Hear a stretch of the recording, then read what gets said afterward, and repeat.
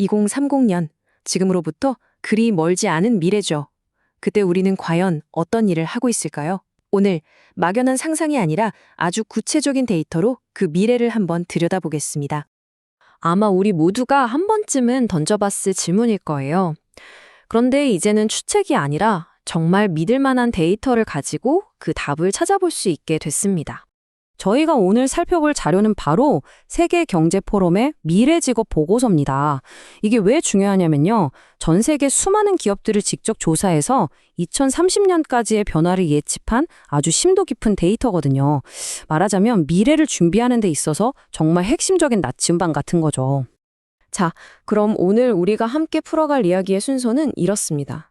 먼저 이 모든 변화를 이끄는 거대한 힘이 뭔지 알아보고 그로 인해 직업 지형이 어떻게 재편되는지, 또 이런 세상에서 살아남으려면 우리에겐 어떤 능력이 필요한지, 마지막으로 기업들은 어떻게 대비하고 있는지 차근차근 살펴보겠습니다. 바로 시작해볼까요?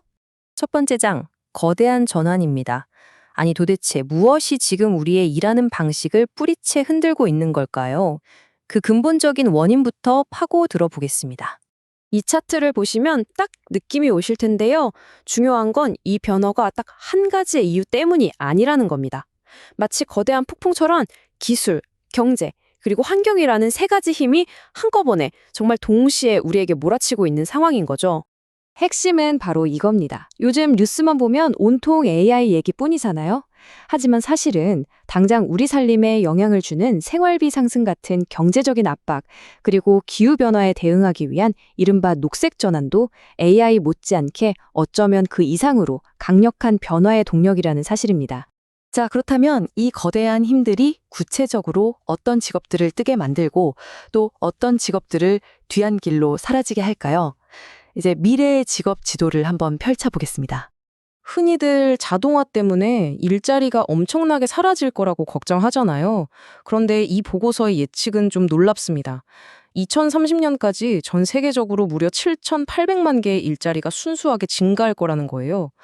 그러니까 일자리가 그냥 없어지는 게 아니라 새로운 일자리로 대체되는 대격변이 일어난다는 거죠.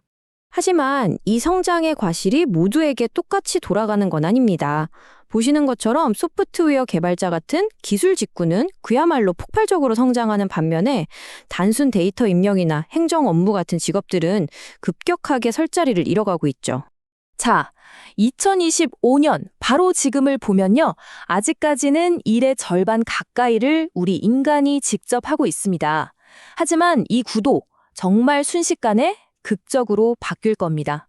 그런데 불과 몇 년 후인 2030년이 되면요. 인간 기술, 그리고 인간과 기술이 함께 일하는 비중이 거의 3분의 1씩 비슷해질 거라고 합니다. 이게 뭐를 의미할까요?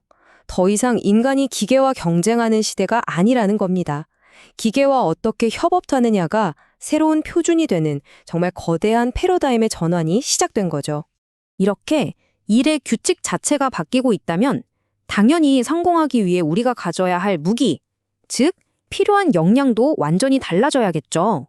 미래 인재에게 필요한 핵심 역량을 한마디로 요약하면 바로 이중 언어 능력입니다. 하나는 기계의 언어, 즉 기술을 다루는 능력이고요. 또 다른 하나는 기계가 절대 흉내낼 수 없는 인간 고유의 능력, 바로 창의성이나 유연성 같은 것들이죠. 이 두 가지를 모두 갖춰야만 합니다. 그러니까 우리가 꼭 기억해야 할 핵심은 바로 이겁니다. 미래의 성공은 AI나 빅데이터 같은 기술 역량과 창의적 사고나 공감 같은 인간 역량, 이 둘의 환상적인 조화에 달려 있다는 거예요. 둘 중 하나만으로는 이제 부족한 시대가 온 겁니다. 자, 개인은 이렇게 준비해야 한다면 과연 기업들은 이 거대한 변화의 파도를 어떻게 헤쳐나갈 준비를 하고 있을까요? 그들의 생존 전략을 한번 들여다보겠습니다. 기업들의 전략을 보면 우선순위가 명확히 보입니다. 가장 압도적으로 중요하게 생각하는 건 바로 기존 직원들을 재교육해서 역량을 강화하는 것, 즉 업스킬링입니다. 그러면서 동시에 자동화에 투자해서 효율을 높이고 꼭 필요한 부분은 새로운 인재를 채용해서 그 공백을 메우는 전략을 쓰고 있는 거죠. 세계경제포럼 상무이사의 이 말은 결국 가만히 앉아서 미래를 기다리지 말고 먼저 움직여라는 아주 강력한 행동 촉구 메시지입니다.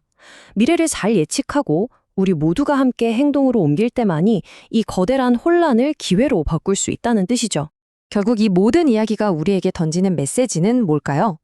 일의 미래라는 건 그냥 우리에게 닥쳐오는 쓰나미 같은 게 아니라는 겁니다. 오히려 우리가 끊임없이 배우고 적응하면서 적극적으로 만들어갈 수 있는 파도와 같은 거죠. 이제 평생학습은 선택이 아니라 그야말로 생존의 문제가 된 겁니다. 자, 이제 마지막으로 여러분께 이 질문을 던지고 싶습니다. 오늘 이 이야기들을 통해 다가올 미래의 모습을 보셨는데요. 그렇다면 당장 올해 여러분이 집중해서 키워나갈 단 하나의 역량은 무엇인가요?